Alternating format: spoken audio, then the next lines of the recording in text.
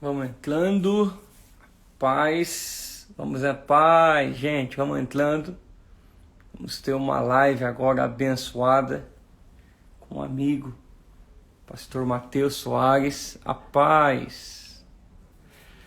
Lu, a paz. Meu irmão André. A paz. Vai entrando. Professora Juliana. Saudades, a paz. Rafa e Lu. Rafa tá aí. Meu filho Ivan, profeta de todas as nações. O Martin Luther King desse tempo. Pai, gente, paz, vai entrando. Nós vamos ter uma live sobre alguns milagres de Jesus. Hoje, pastor Matheus Soares vai comigo. Daqui a pouquinho eu já vou chamar ele. E nós vamos falar um pouquinho sobre os milagres de Jesus, tá bom? Se você puder, compartilhe, vai ser rápida, simples e muito edificante, tá? Pastor Otoniel, Deus te abençoe. Sara, teacher. Sara, não sei como que fala saudades em inglês, Sara. God bless you, Sara. God bless you. Hi. God bless you. I don't speak. Não sei falar saudade em inglês, sabe? Depois você me ensina, viu? Yuri, Deus te abençoe. Pastor Matheus chegou. Pastor Otoniel, um abraço. Deus te abençoe muito. Gesmiel, Deus te abençoe. Vou chamar já o pastor Matheus, que não me deixe nem me abandone. Minha esposa já tá aqui também. Cadê aqui? Pastor Matheus.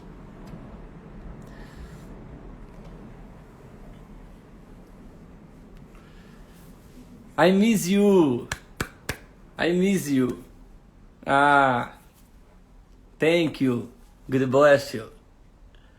Paz do Senhor, Maicon. Deus te abençoe, Jardinópolis. Maravilha. Que maravilha. Deixa eu chamar de novo aqui o pastor Matheus.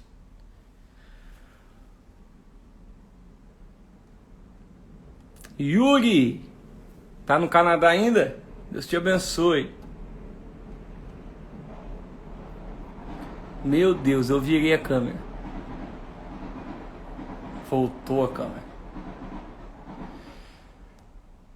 Aqui. Virei de novo.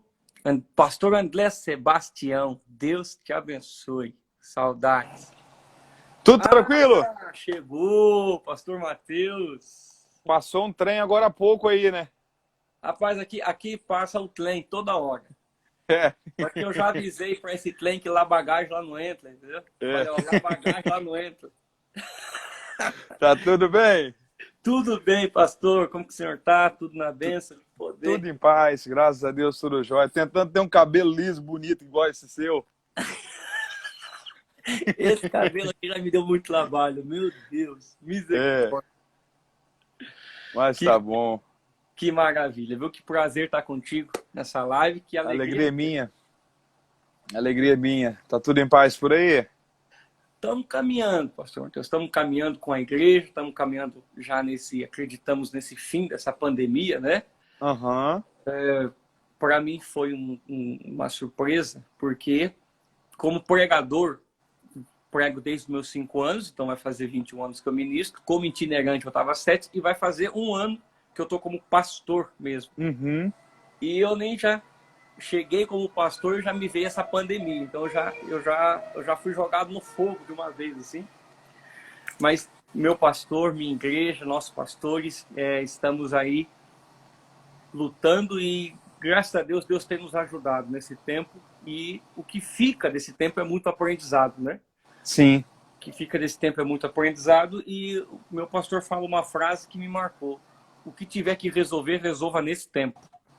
Porque depois que esse tempo acabar, não vai ter tempo para tentar recuperar o tempo que teve. Então, a gente vai continuando. E você, como que tá? Bem, graças a Deus, bem. Vocês já retomaram já os cultos presenciais ou ainda não? Ainda não. Aqui Aqui em São Paulo, a previsão é para 20 de julho, né? Uhum. Para começar. E ainda a gente também está com o nosso novo prédio em reforma. A gente saiu de um prédio que cabia umas 400 pessoas, estamos indo para um prédio para 1.800 pessoas.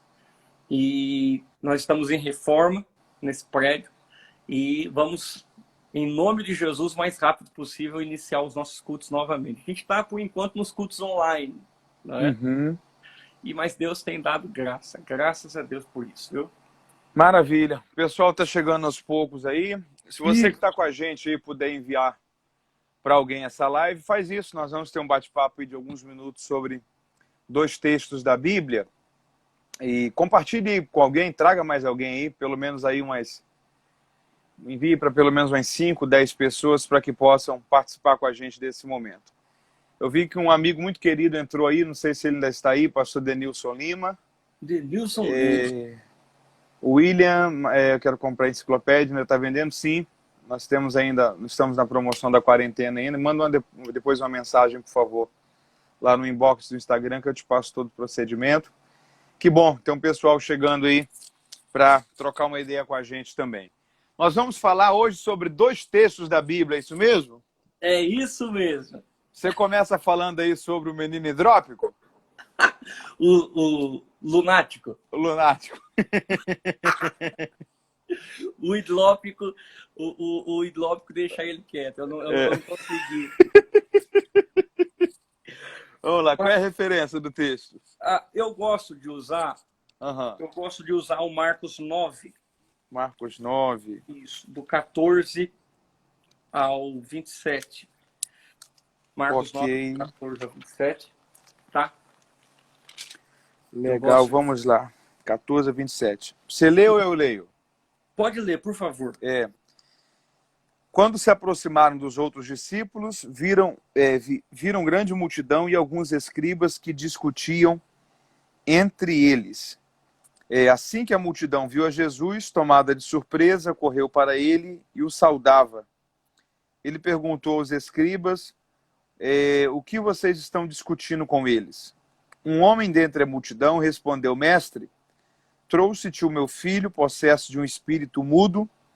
Este, onde quer que o apanha, lança-o por terra, e ele espuma, range os dentes e vai se secando. Roguei aos teus discípulos para que os expulsassem, mas não puderam. Jesus respondeu, ó geração incrédula, até quando estarei convosco? Até quando vos sofrerei? Traga ele até mim. Eles o trouxeram, e quando o espírito viu a Jesus, logo agitou o menino com violência, caindo ele por terra, e revolvia-se espumando.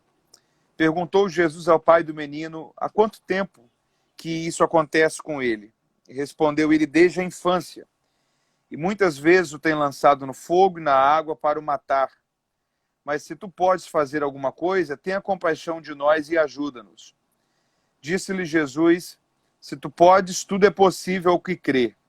Imediatamente o pai do menino exclamou, eu creio. Ajuda-me a vencer a minha falta de fé. E vendo Jesus que a multidão concorria, repreendeu o espírito imundo, dizendo-lhe, espírito mudo e surdo, eu te ordeno, saia dele e nunca mais entres nele. O espírito, clamando e agitando-o com violência, saiu, deixando-o como morto, ao ponto de muitos disserem, morreu.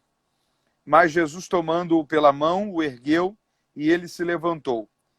E quando entrou em casa, os seus discípulos lhe perguntaram em particular, por que não pudemos expulsá-lo? E ele respondeu, esta casta só pode sair por meio de jejum e por meio de oração. Esse é um daqueles textos bem difíceis de compreensão, né? Mas vamos lá. O que você tem a falar com a gente aí sobre ele? Mateus, pastor, Oi. eu gosto... Pode chamar de Mateus. Mateus, eu gosto de usar esse texto, Mateus, porque eu nesses anos que eu ministro, eu não tive nenhuma a bênção, né? Eu não tive a bênção de uma formação teológica. Então, eu sempre busquei tentar entender os textos na praticidade da minha vida. E eu acredito que essa é uma das marcas do meu ministério. Eu gosto de sempre ler os textos como prática de vida.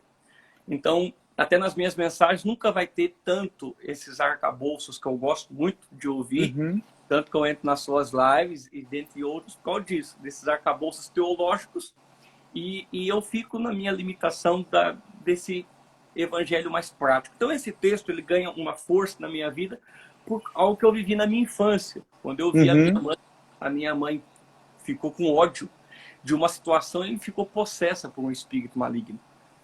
E foi por causa desse acontecimento que me fez olhar para esse texto e tentar entender o que está acontecendo aqui.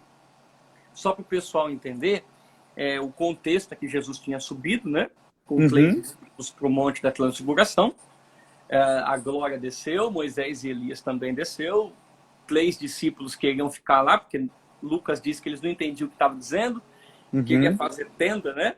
Eles queriam fazer do monte um monumento, quando Deus queria fazer da glória um movimento. Eu gosto disso. Eu Uhum. gosto que a gente, ao invés de usar a glória como movimento, a gente usa a glória como monumento. Então a gente sempre quer construir monumento onde a glória desceu, quando Uhum. deveria usar dessa glória um movimento. E eles não se movem em direção da glória, eles querem parar a glória ali. E aí Jesus simplesmente acaba com aquela cena, desce com os 3, e quando eles estão descendo, está tendo um problemão lá embaixo, né? Que 9 discípulos ficou lá e não conseguiram expulsar o demônio. E aí quando Jesus desce, tem toda aquela multidão, e aí a primeira coisa que me chama a atenção, e eu amo falar isso, é que o texto diz que havia uma grande discussão entre os discípulos e os escribas. E, Mateus, essa tem sido a minha busca de não tentar entrar nisso aqui. Porque aquilo que a gente não consegue resolver, a gente prefere discutir. E esse é o primeiro caminho. Acredito que esse é um dos problemas da igreja hoje na nossa atualidade. Aquilo que a gente não resolve, a gente leva para a via da discussão. Porque é muito mais fácil. É muito mais fácil discutir como expulsar demônio do que expulsar demônio. Uhum. É mais fácil discutir sobre pregação do que pregar. É mais fácil discutir sobre oração do que orar. E a gente começa a viver, então, esse amplo de discussões. E a gente começa a ficar e se prender naquela síndrome da igreja de Corinto. Não é? Eu sou de Paulo, eu sou de Apolo, eu sou de Cefas. E enquanto a gente discute, e isso é o que eu gosto de pensar e penso com muito pesar, que enquanto a gente discute, Satanás pega o menino, joga na água, joga no fogo. Ele Uhum. não vai parar de agir porque a gente está discutindo. As nossas discussões não destroem os planos e nem os movimentos de Satanás. Enquanto a gente está perdendo tempo discutindo aquilo que Paulo diz para Timóteo, com fábulas profanas e inúteis, com discussões dos quais não levam a nada, e também a gente pode até disfarçar, Mateus, a gente pode até pensar, não, mas isso está trazendo conhecimento. O conhecimento do Evangelho sempre será visto como prática. Se é um conhecimento que não serve para a prática, ele não é do Evangelho.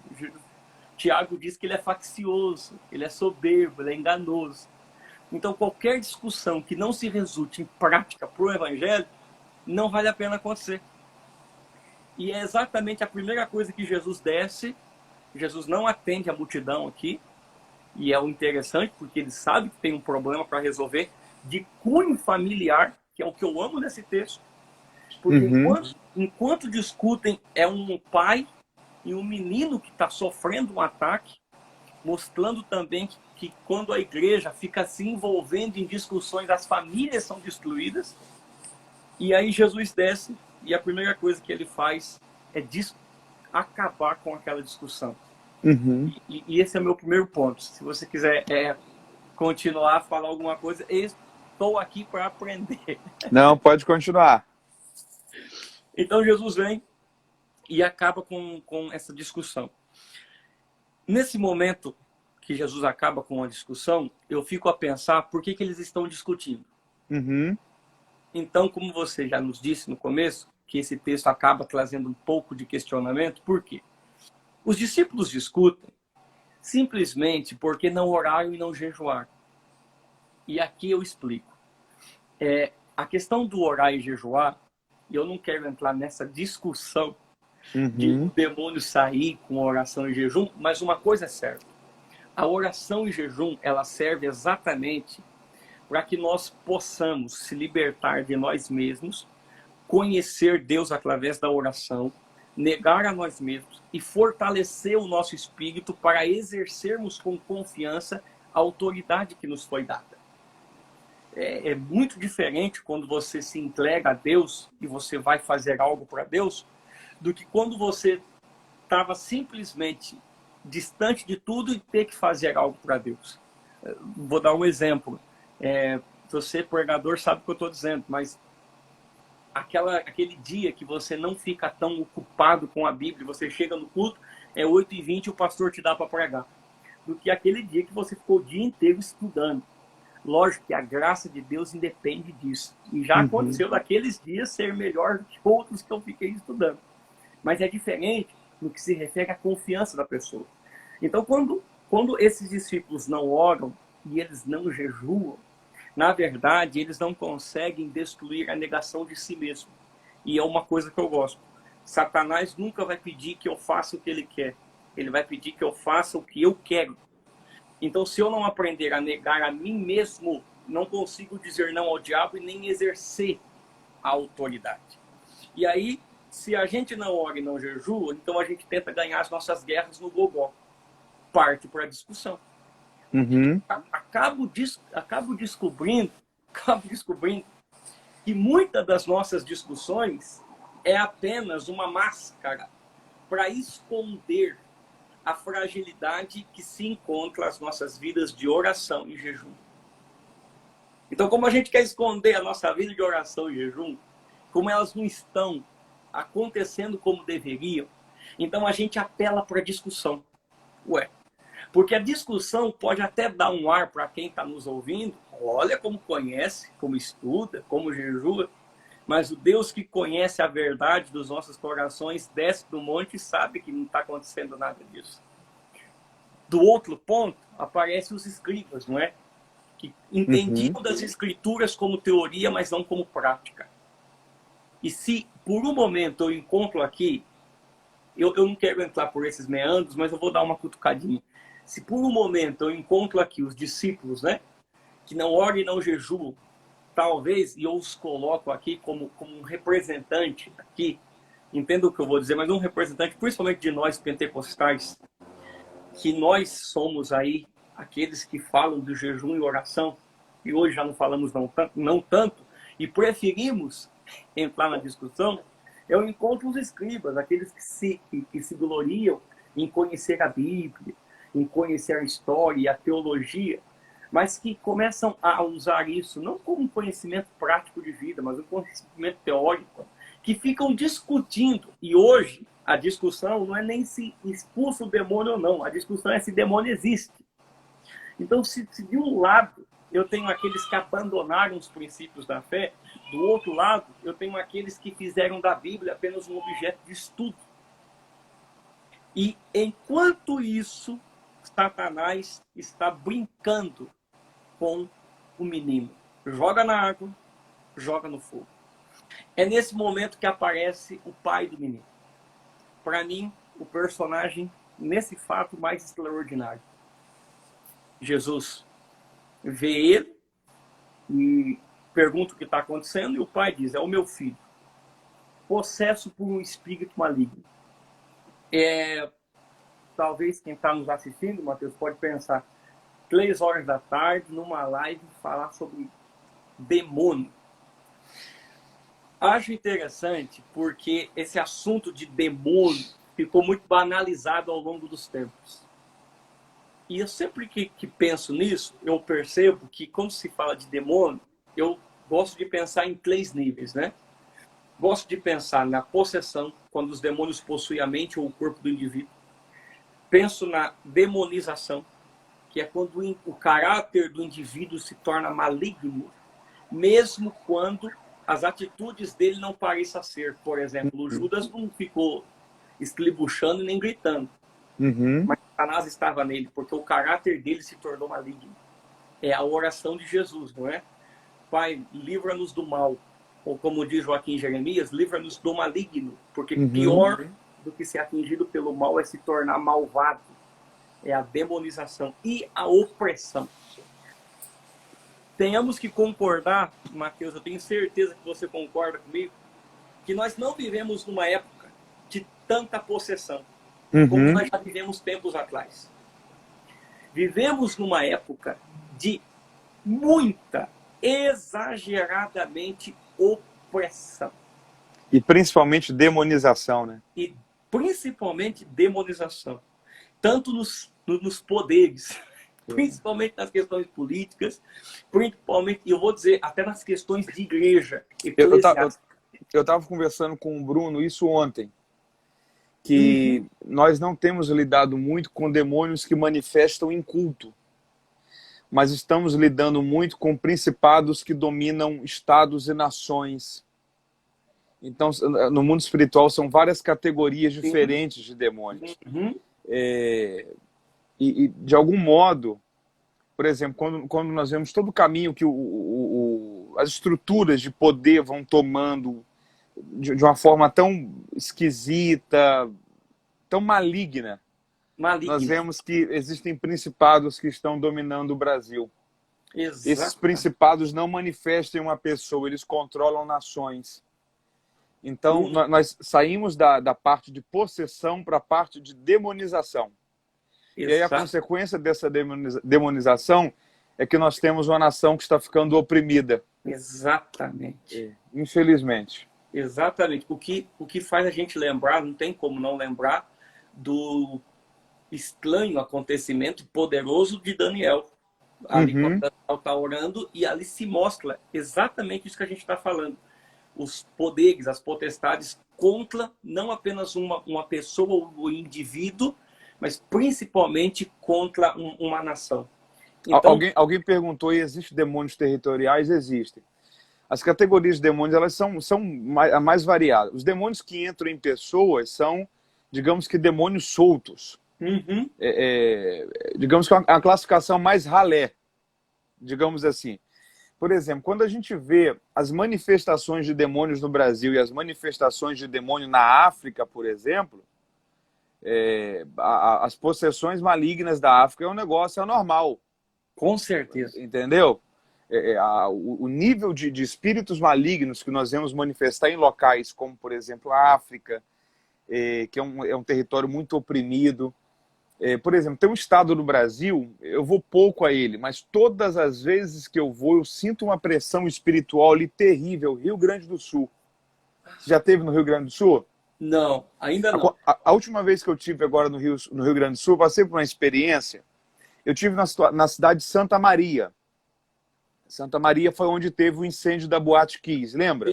Sim, Boate Kiss. E quando eu cheguei em Santa Maria, eu tive uma vontade muito grande de orar no local onde era a boate. Eu não ouvi Deus falar comigo para ir orar, mas eu senti algo me impulsionando a ir orar ali. Isso foi no ano passado, talvez mês de agosto.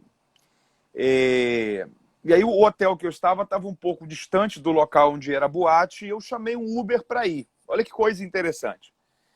Quando o Uber veio, que foi uma mulher que veio, quando ela viu o endereço, ela falou assim, você tem certeza que você quer ir nesse endereço? Ela falou isso comigo. Aí eu falei sim, porque eu tinha falado com ela que eu precisava ir até a Boate Kiss e tal. Eu falei, só que eu percebi que a interrogação dela foi anormal, não foi só de alguém que está questionando sobre o endereço. Aí ela falou assim, por que você quer ir lá? Eu falei assim, não, porque eu estou com vontade de orar lá. Aí eu falei assim, você sabe onde é? Ela falou assim, sei. Eu falei assim, mas por que você ficou tão assim preocupada quando eu falei sobre o endereço da Boate Kiss? Ela falou assim, porque naquela noite do incêndio, eu e o meu esposo éramos os responsáveis pela segurança da Boate Kiss. Olha quem Deus colocou no mesmo carro para me levar até a Boate Kiss. Aí ela falou assim, mas por que você quer ir orar lá? Eu falei assim, eu sou pastor e eu tenho para mim que aquilo não foi um incêndio. Aquilo ali foi algo espiritual, aquilo ali não foi algo físico, um incêndio que pode acontecer em qualquer prédio. Eu me arrepio todo quando eu falo isso com você agora. Aí ela olhou para mim e falou assim, o que aconteceu naquela noite foi muito anormal. Aí eu falei assim, por quê? Ela falou assim, porque naquela noite não existiu incêndio, essa ideia de incêndio não aconteceu. O que aconteceu foi fumaça dentro da boate, ninguém morreu carbonizado. As pessoas morreram intoxicadas. E quando o corpo de bombeiro chegou pelo lado de fora, eles não conseguiram abrir as portas da Boate Kiss. As portas da Boate Kiss até hoje elas estão fechadas, vedadas, mas o que existe é na parte da esquerda da porta da Boate Kiss um rombo, a parede foi estourada, e pela parte de cima, o telhado, ele foi impulsionado para que abrisse. Então eles levaram quase aproximadamente 1 hora para que eles pudessem entrar dentro da Boate Kiss. Foi o tempo para que as pessoas ficassem intoxicadas, não morressem queimadas, mas morressem sem oxigênio. Ninguém foi carbonizado, as pessoas foram intoxicadas. Eu falei assim, mas qual a sensação que você teve? Ela falou assim, eu não sei, não tem explicação para as portas não terem conseguido ser abertas. E aí eu tive uma percepção espiritual naquele momento, Lucas. Aquilo não foi um incêndio, aquilo ali foi um sacrifício de uma quantidade enorme de jovens, foram mais de 220 jovens, se não me foge a memória, como se fosse uma simbolização de uma geração jovem do Brasil, um período histórico de jovens do Brasil sendo oferecidos a Satanás. Isso é muito sério. Isso é muito sério. Não foi um crime, não foi um incêndio. No mundo espiritual foi um sacrifício. Entendeu? Da mesma forma que as crianças, por exemplo, da época de Salomão, crianças foram sacrificadas a Moloque para que toda uma geração fosse dominada. Isso é um principado que ocupa um estado, que domina uma nação. Entendeu? Exatamente. Então, entender essa questão espiritual, essa percepção de como que o diabo controla, por exemplo, locais, estados. E isso não acontece só no mundo espiritual das trevas, não. Também no mundo espiritual do lado do reino dos céus. Por exemplo, tem uma ideia muito interessante, naquele texto ali de Jacó, não tem quando Jacó está indo para Padã Arã? Sim. Naquele local ali onde anjos sobem e descem, é a divisa do território do Israel com a Síria. Porque quando ele está indo, anjos sobem e descem. Quando ele está voltando, tem uma troca de anjos de novo. E o texto diz que anjos descem e sobem. Aquilo ali é troca de guarda espiritual de territórios.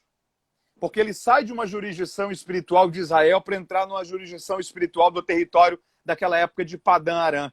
Sim. Então, você tem essa questão de anjos que dominam territórios e de demônios que dominam territórios.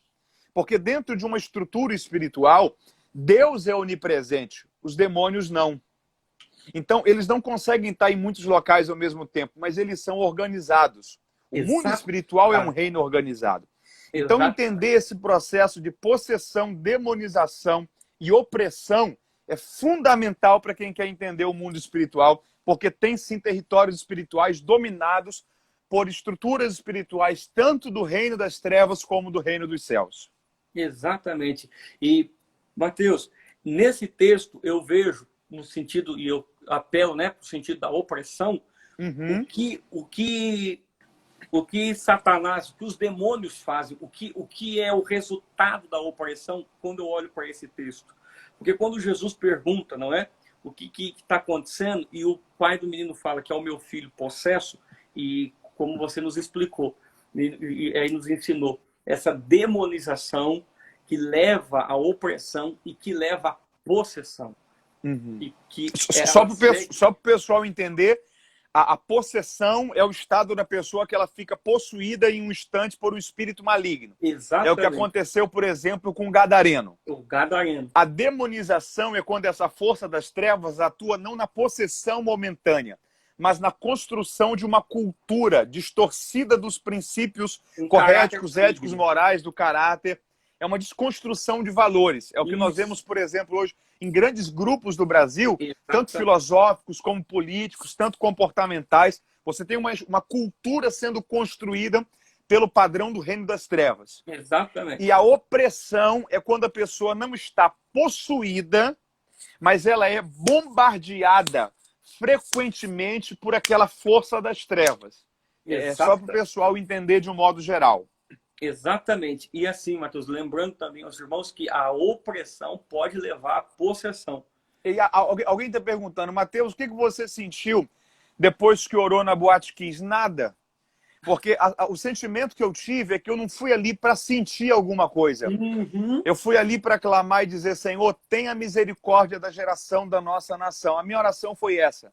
Senhor, tudo aquilo que foi gerado sobre a geração de jovens do Brasil, que nós fazemos parte dela, Sim. através disso que aconteceu aqui, que o Senhor possa quebrar e que o Senhor possa libertar esses jovens, para que essa juventude seja consagrada a Ti, não ao reino das trevas.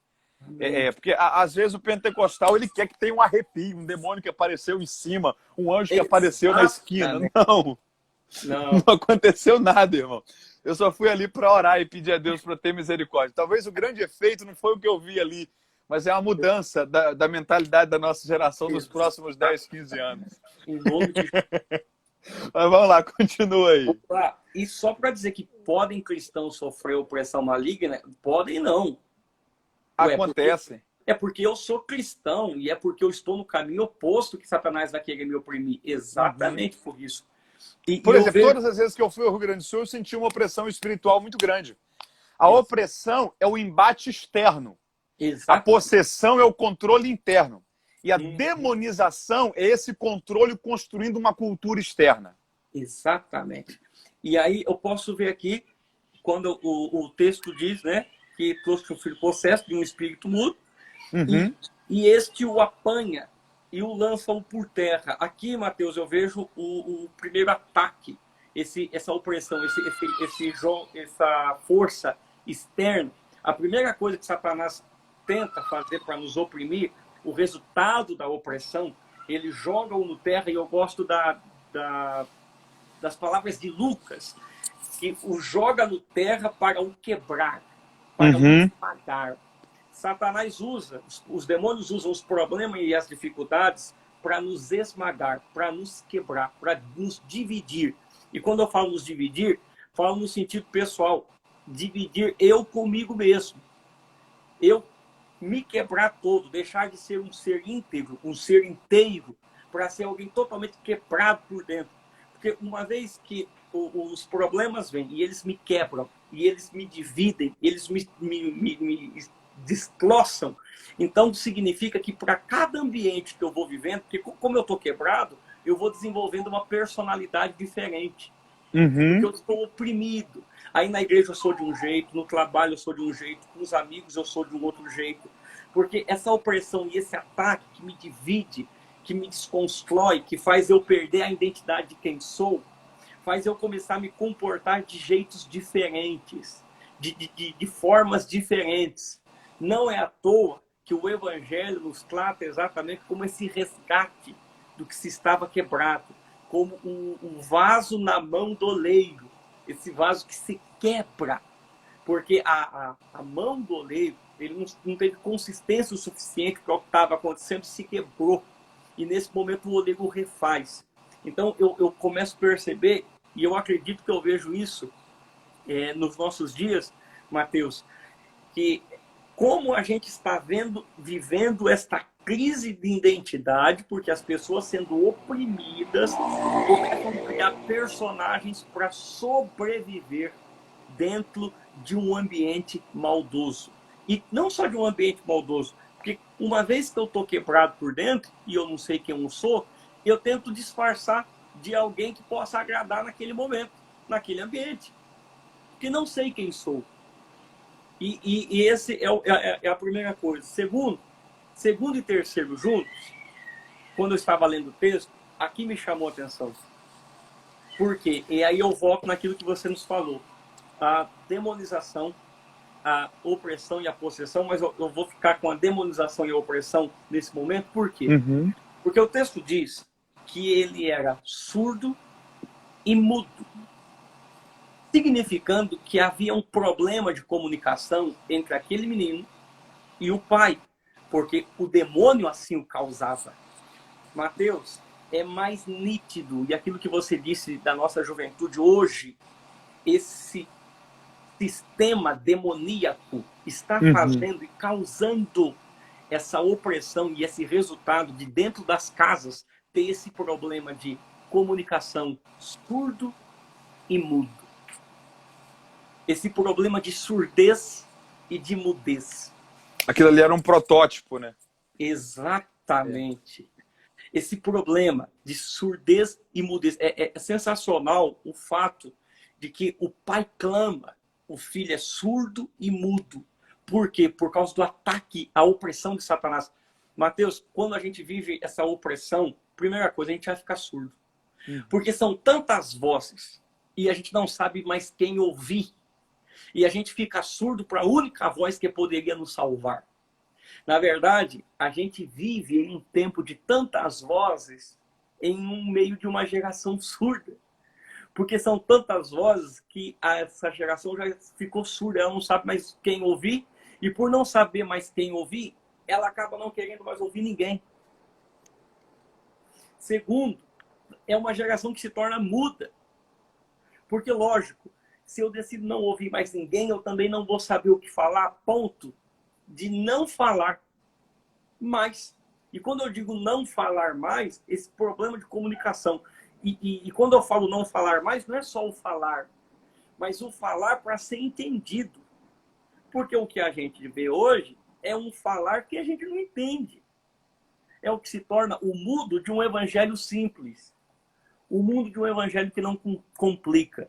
O mundo de um evangelho que não traz dificuldades.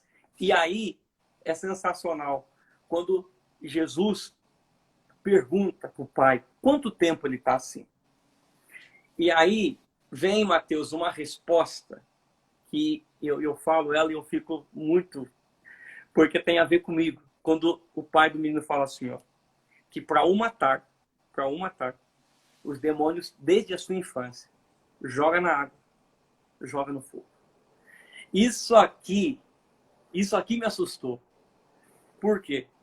Porque para o matar, a ideia dos demônios era matá-lo. Joga na água, joga no fogo. Desde a infância. A pergunta é, tá, e o menino não morreu? Desde a infância, joga na água, joga no fogo, e esse menino não morreu? Então eu percebi que eu estava tão preso ao ataque do diabo que não percebi a resistência que Deus deu àquele menino. E essa era a raiva que os demônios tinham. Joga na água, ele não morre. Joga no fogo, ele não morre. Na Bíblia, a mensagem de Eugene Peterson não diz joga na água, diz joga no rio. Fica evidente que a ideia era afogá-lo. Esse menino não morre. Esse menino, Deus deu a esse menino uma resistência. E é o que me alegra para a gente entender que mesmo sendo uma geração tão atacada como a nossa... E tem lógica, né? Porque as casas não tinham piscinas, então tinha que ser em alguma quantidade grande de água por ali. Pastor Mac Anderson passou por aí, eu não sei se ele ainda está conosco aí, mas meu abração, Pastor Mac. Bom demais tê-lo aqui também conosco. E eu estou tentando identificar pelo texto qual é o local onde acontece. É na Galiléia ou em Jerusalém, você sabe? Não, eu não vou saber te dizer agora de cabeça. Porque daria para a gente localizar com mais detalhes que rio seria esse, ou isso, que parte seria essa. Acredito que você vai ter uma noção, porque é um vale, né? Então, e ele está próximo do Monte da Transfiguração, que acredito que é o Monte Tabor, né? Então é região da Galiléia. O Monte da Transfiguração fica chegando na Galiléia. Provavelmente pode ter sido o Rio Jordão. Exatamente. Exatamente. Então, a resistência que Deus deu àquele menino, joga na água, ele não morre. Joga no fogo, não morre. E aí Jesus vem, e aí Jesus pergunta o que é que está acontecendo. E aí o pai diz que é desde a infância. Outra coisa extraordinária que a gente aprende aqui é que as opressões nunca... eu preciso dizer isso, porque a gente pode pensar... Meu Deus, o diabo está me oprimindo agora que eu sou adulto. Pode ter certeza. Se é uma coisa que os demônios têm, você me confirma, é paciência. Eles vão construir um ataque. E começa sempre na nossa infância. E isso eu não tenho nenhum medo de dizer que, lógico, são coisas que acontecem em nossa infância que vão ser usadas, sim, para o ataque da opressão. Coisas que vão ser usadas para esse ataque de opressão. Não importa que idade.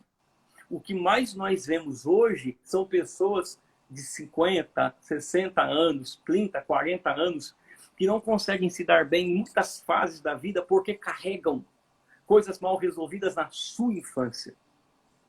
Então, quando Jesus pergunta ao pai do menino quanto tempo ele está assim, e é outra coisa aqui, Mateus, que me chama a atenção, é que se eu sou Jesus, ainda bem que eu não sou, porque eu nunca serei mesmo, mas se eu sou Jesus, eu já ia chegar expulsando o demônio. E Jesus não expulsa o demônio. Porque Jesus vai nos mostrar que o maior problema não era o menino. O maior problema era o pai.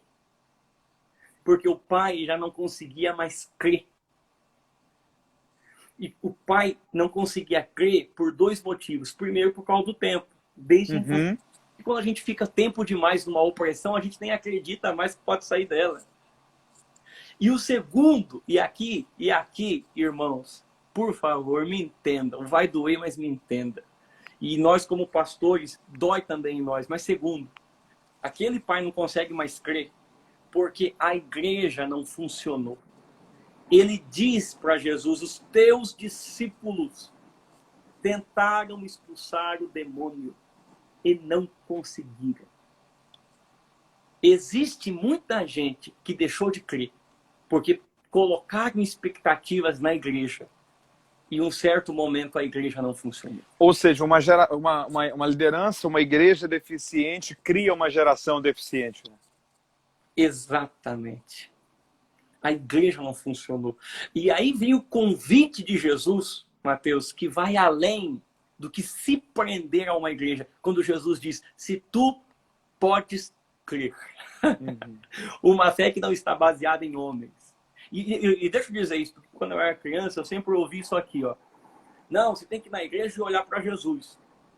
Não pode olhar para os homens. De um certo ponto eu concordo, mas Jesus disse que eu deveria ser a imagem dele. Então, se as pessoas não olhar em mim, ver Jesus em mim, elas vão ver em quem? Dr. Mark Carter King disse uma coisa sensacional. Dr. Mark Carter King disse uma coisa assim: os pastores e pregadores precisam entender que a vida eclesiástica não pode ser divorciada da vida doméstica. O que eu sou no púlpito não pode se diferenciar do que eu sou em casa. As pessoas precisam ver Jesus em mim. Não importa onde eu esteja. A minha vida é mais importante do que a minha própria mensagem, porque a minha vida é a minha mensagem. E eu, como pregador, Mateus, foi uma das coisas que eu sempre lutei. Possa ser que eu não tenha, ou que às vezes eu não vou conseguir superar as expectativas teológicas e intelectuais, mas uma coisa eu vou tentar ser: a imagem de Cristo. E é exatamente o que o pai não consegue ver naqueles discípulos. Porque tentaram expulsar o demônio, não conseguiu, e Jesus apela para a fé. Uma fé que está além dos homens e da instituição. E Jesus disse, tu podes crer. E aqui, Mateus, é para mim uma das confissões de fé mais lindas da Bíblia. Eu ajuda na minha incredulidade. Eu não entendi nada. O cara tem fé ou não tem fé? Foi aí que eu entendi que a minha fé nasce a partir da confissão da minha falta de fé. É só quando eu digo, e digo com lágrimas, ajuda na minha incredulidade, que a fé daquele homem brota. Então Jesus expulsa o demônio e devolve aquele menino ao pai do homem, ao pai dele. E aí eu aprendo aquilo que você disse. Jesus primeiro cura o pai para depois curar o menino. Porque do que adiantaria restaurar o menino se o pai não tivesse restaurado? Então Jesus restaura o pai e a fé daquele pai e depois restaura o menino a partir do crer. Se o problema dos discípulos de não expulsar os demônios foi a falta do crer, o milagre aconteceu porque um homem decidiu crer. É o que eu aprendo nesse texto que eu amo demais. Agora, tem uma coisa muito interessante aí, que é o seguinte. a sinceridade desse pai, né? Quando Sinceridade. ele olha para o Senhor e fala assim, ó, ajuda na minha falta de fé, na minha incredulidade. E a sensação que tem, lendo a Bíblia, é que uma das coisas que Deus mais valoriza é isso, sinceridade. Exatamente. Tem um texto, por exemplo, acho que é Mateus capítulo 15, a mulher Cirofenícia, ou mulher cananeia, há várias formas de apresentá-la, que a Bíblia diz que é região de divisa de Tiro e Sidom. Isso. Então, ela chega para o Senhor ali. Mateus, o pastor Luiz Hermínio aí, ó. Opa! Apóstolo Luiz Hermínio, um abração para o senhor. Estava falando aqui, acabou que eu nem vi o senhor entrar. O apóstolo Luiz Hermínio é o nosso mestre, é o nosso apóstolo, nosso profeta, nosso líder. Homem de Um abraço ao senhor, é uma voz para a nossa geração. E é honroso demais tê-lo aqui. Deus continue abençoando o senhor, o Mevan, toda a família que o senhor desenvolve essa paternidade tão saudável no ministério que Deus lhe confiou. Um beijo no seu coração. Amém. Essa questão da sinceridade, por exemplo, aquela mulher, ela chega para o Senhor e ela fala assim, Senhor, filho de Davi, tenha compaixão de mim. A expressão filho de Davi só era usada por judeus. Tanto que a única pessoa que Jesus aceita chamá-lo de filho de Davi é Bartimeu, filho de Timeu. Exatamente. Então, qual é a questão? Porque quando o judeu olhava para o Senhor e dizia assim, ó, filho de Davi, o que ele está dizendo é o seguinte, ó, eu reconheço que o Senhor tem sangue real, eu reconheço que o Senhor é da descendência de Davi, e eu reconheço que o Senhor tem direito ao trono. Então, a expressão filho de Davi era usada só por judeus. Era uma frase de um judeu olhando para Jesus, dizendo o seguinte, ó, eu como judeu, reconheço a sua legitimidade por descendência real para ser rei sobre mim, rei dos judeus. Qual é a questão? Essa mulher não é judia, essa mulher é cirofenícia. Ela está numa região de divisa. E a grande questão da região de divisa é que, se nós percebermos, toda região de divisa tem uma mistura de cultura. Por exemplo, se nós chegarmos aí no estado de São Paulo, na divisa, por exemplo, com o Paraná, você tem ali, por exemplo, às vezes a pessoa morando dentro do estado de São Paulo, mas cultura paranaense.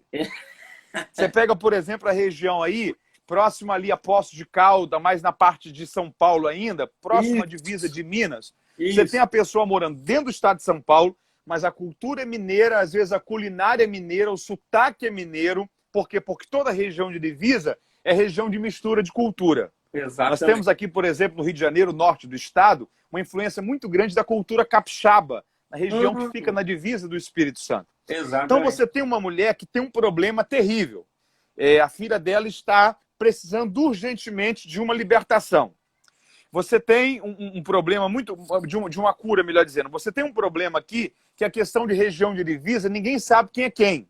Então você está numa região ali da divisa da Fenícia, ninguém sabe quem é judeu, ninguém sabe quem é fenício, todo mundo se parece com todo mundo, o sotaque se parece, a forma de se vestir se parece. E essa mulher sabe que somente Jesus pode resolver o problema que ela está enfrentando com a filha dela. Então a ideia é a seguinte, já que aqui ninguém sabe quem é quem, ninguém sabe quem é judeu, ninguém sabe quem é fenício, ninguém sabe quem é de lá, ninguém sabe quem é de cá, e nós sabemos que ele está resolvendo o problema do povo, Senhor, filho de Davi, tenha compaixão de mim. Então ela está usando uma fala judia dentro de um contexto judaico, porque o que ela está dizendo é o seguinte, tudo que eu preciso é ter a solução do problema da minha família. Exatamente. Aí quando ela tem esse comportamento, Jesus já resolve o problema de início. Porque Jesus olha para ela e fala assim, ó, deixa eu dizer uma coisa, eu preciso que você saiba que eu não vim para outros, senão para os filhos de Israel. Olha o que Jesus está dizendo aqui. O que o Senhor está dizendo é o seguinte, mulher, você precisa entender que através do engano você não vai conseguir nada comigo. Eu sei quem você é. Eu sei que você não é judia. Eu sei que você não tem o sangue de Abraão. Eu sei que dentro da aliança do Antigo Testamento você não faz parte dela. Porque você não tem acesso à mesa. Você não é considerada como a filha de Abraão. Então você não tem, dentro de uma jurisdição geral, autonomia para chamá-la de filha de Davi. Porque você não faz parte dos judeus para reconhecer-me como rei dos judeus. Aí olha que coisa interessante. Aí quando o Senhor fala isso, ela vai piorar a situação. Porque o texto diz que ela vai adorar. Ela só adora depois de uma primeira repreensão de Jesus sobre o comportamento que ela tem de se parecer ser judia. Exatamente. Ela vai fazer uma das coisas que Jesus mais odeia, que é misturar adoração com estilo de vida de engano. Se tem uma coisa que Jesus detesta, é o sagrado misturado com o profano. Exato. É aquilo que é sagrado misturado com uma vida e uma postura totalmente equivocada acerca do que está se fazendo. Quando ela mistura adoração com comportamento de engano para se alcançar o que ela quer, aí Jesus é mais radical na palavra. Porque Jesus olha para ela e fala assim, ó, não é justo que eu pare de alimentar os filhos para alimentar os cachorrinhos. Essa expressão aqui ela é muito mal interpretada por muitas pessoas. O que Jesus está dizendo é o seguinte, ó, eu não estou te chamando de cachorra, mas o que eu estou te dizendo é que os filhos têm direito à mesa. Mas aqueles que não são filhos não têm direito à mesa, porque não são filhos de Abraão. Então, dentro de uma hierarquia, mediante os padrões judaicos, não pode estar na mesma posição e no mesmo nível aquilo que é filho de Abraão para aquilo que não tem direito à mesa. E dentro das famílias, eram os animais que ficavam próximos, comendo da sobra das alimentações. Então, não é que o Senhor está chamando a moça de cachorra. O que o Senhor está dizendo é o seguinte, ó, dentro de uma hierarquia judaica, os filhos têm direito ao pão. Eu vim para os filhos que são descendência de Abraão, e não é justo que aqueles que não são filhos participem do mesmo favor e da mesma alimentação que os filhos estão participando. O que Jesus está dizendo para essa mulher é o seguinte, mulher, através do engano você não vai conseguir nada comigo. O que o Senhor está dizendo para ela é o seguinte, isso daqui é uma chave extraordinária para a gente entender esse texto. Você não precisa tentar mostrar ser quem você não é para alcançar aquilo que você quer alcançar. Você tem que ter a maturidade de entender que o que Deus tem para você vai te alcançar do jeito que você é. Aí, quando o Senhor faz isso, essa segunda repreensão, aí a Bíblia diz que essa mulher para e ela olha para o Senhor e ela diz o seguinte, o Senhor tem razão. Eu não sou filha. Eu não tenho descendência de Abraão. Eu não tenho acesso à mesa. Mas eu quero que o Senhor saiba uma coisa. Na mesa dos grandes senhores, na mesa dos pais, quando os filhos estão reunidos junto com o pai, sempre sobra um pouco de pão. Sempre sobra uma migalha de pão. E generosamente, o pai sempre pega essa migalha de pão e lança ao chão para que os cães também possam comer depois que os filhos já se alimentaram. Então, o que ela está dizendo para o Senhor é o seguinte, Senhor, fique à vontade. O Senhor descobriu quem eu sou. Eu não sou filha. Eu não sou descendente de Abraão. Eu não sou judia. Eu sou cananeia. Eu não tenho acesso à mesa. Pode alimentar os filhos. Pode curar os filhos. Pode fazer o favor para os filhos. Mas se lembre de uma coisa. Quando o Senhor acabar de atender todos os filhos, eu estou aqui debaixo da mesa esperando o favor do Senhor, esperando a cura da minha filha, esperando a bondade do Senhor para aqueles que não são filhos de Abraão, que não têm acesso ao pão, mas que se alimentam com a migalha que está sendo derramada debaixo da mesa. Aí, por causa da sinceridade dela, não é por causa da genealogia, não são por causa das razões humanas, é por causa da sinceridade dela, que o Senhor olha para ela e diz assim, mulher, pode voltar para a sua casa. Nem em Israel eu encontrei tanta fé. Pode voltar para casa porque a sua filha já está curada. Por quê? Porque se tem uma coisa que atrai o coração do Senhor, é sinceridade. Esse homem poderia dizer, não, Senhor, eu sei que o Senhor pode curá-lo. Mas ele diz, Senhor, ajuda-me na minha falta de fé. Ajuda-me na minha incredulidade. O que ele está dizendo é, Senhor, eu não quero chegar com máscaras diante do Senhor. Não quero chegar. Mas eu quero que o Senhor saiba uma coisa. Mesmo eu não tendo a fé suficiente, ajuda. Eu sei que o Senhor pode fazer, então me ajuda. Ei, é sensacional. Então, quer ver, por exemplo, essa questão da desconstrução dessa questão da sinceridade? Quando Deus encontra-se com Jacó no Val do Jaboque. Exato, Gênesis 32. O Senhor sabe qual é o nome, mas a pergunta é, qual é o seu nome? Qual é o teu nome? Porque a última vez que ele ouviu essa pergunta, ele estava na casa do pai, com as vestes do irmão, com a comida que a mãe havia preparado. Exatamente. O pai está quase cego, ele está se passando pelo irmão. O pai sabe que alguém entrou dentro do quarto e pergunta: quem é que está aí? E ele olha para o pai e diz assim: Esaú. Essa aqui era a pergunta mais mal resolvida na vida de Jacó. Qual é teu Você nome? hoje está chegando para ele e está perguntando: qual é o teu nome mesmo?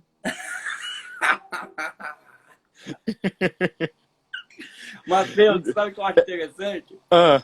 Eu acho interessante que o Jacó só consegue resolver essa pergunta depois que ele é ferido pelo próprio Deus. Só. E eu lembro do Provérbios, né? Que fiel são as feridas feitas por um amigo. Então, às vezes, Deus tem que nos ferir, permitir situações para que essa pergunta mal resolvida venha à tona e a gente possa falar: eu sou Jacó. Jacó. E só lembrando que o nome Jacó não significa suplantador nem enganador. Sim. O nome Jacó vem de uma raiz do hebraico que significa aquele que agarra. Porque ele nasce com a sua mão agarrada ao calcanhar do irmão, nasce como segundo, são gêmeos, e a ideia da época é o seguinte: não, ele nasceu com a mão agarrada ao calcanhar porque ele queria puxar para ele sair primeiro e ser o primogênito. Aí cria-se o cenário de enganador, mas o nome Jacó significa aquele que agarra. É o sentido original do nome Jacó. Eu gosto de, quando eu prego Jacó, Matheus, eu gosto de falar exatamente isso. Eu gosto que o significado do nome é aquele que agarra. Mas quem vai decidir se o agarrar vai ser por engano ou com a sinceridade sou eu. E é o que o Jacó vai fazer ao longo da vida. Agora tem uma coisa interessante. O Esaú, ele trocou a primogenitura dele por um prato de comida vermelho, de alimentação vermelha. Exatamente. A descendência de Esaú é chamada de Edom. Edom, vermelho. Edom significa vermelho. Não tem nenhuma ligação à cor vermelha no nome de Esaú. Os edomitas, que são a descendência de Esaú, passam a serem chamados de vermelhos, porque a bênção de Esaú foi trocada por um prato vermelho, foi vendida por um prato vermelho. Ou seja, eu sempre vou me tornar naquilo que eu me vendo. Exatamente. Então, essa questão dessa ética, de um modo geral, é algo muito decisivo. Muito decisivo, muito decisivo. Meus dois filhos entraram aqui dentro do quarto. A tranquilidade começa... Deixa eu... entrega isso aqui à mamãe lá. Entrega a mamãe lá. Entrega a mamãe lá. Irmão, depois que os dois entram, estavam encostados à porta. Mas vamos lá, dá pra gente conversar um pouquinho. Deixa eu ver se é a Mara. Amor, pega o bebê aqui, por favor. Porque aí com os dois aqui, eles gostam de estar juntos, já eu dou atenção a eles aqui. Uma pergunta. A gente vai entrar de novo? Só tem 1 minuto e 54 restantes. 1:54? Só. Então eu vou precisar concluir aqui. Para acalmá-los um pouquinho também. Eu quero só lhe agradecer. Eu que agradeço. Que bom ter estado contigo. Vamos ver se nós fazemos mais uma live. Obrigado ao pessoal que ficou com a gente até agora. Eu que agradeço. Sem divulgarmos, nós tivemos aí aproximadamente 90 pessoas com a gente. Meu abraço a todos vocês. E, você que não segue o pastor Lucas Gomes ainda, clica aqui em cima, segue lá. O pastor Lucas Gomes é pastor na Lagoinha, São Paulo. É um amigo muito querido, é um pastor, uma bênção de Deus, um profeta para a nossa geração. Segue ele lá que eu tenho certeza que vai ser muito abençoador para a sua vida. Amém. Igualmente também, vocês que não seguem ainda o pastor Mateus, e eu fui te conhecer mais ainda quando a gente pregou em Limeira. Limeira. Isso. No carnaval. Mateus, foi uma bênção. A live vai ficar salva? Vai ficar salva. Então, nos segundos que está faltando, um sorriso pro pessoal printar e marcar a gente lá no Insta. No 3, vamos lá? 1, 2, 3. Pronto, marca lá, vai ficar salva para você enviar para alguém assistir. Meu amigo, muito obrigado. Bom demais estar contigo. Amém. Um abraço a todos.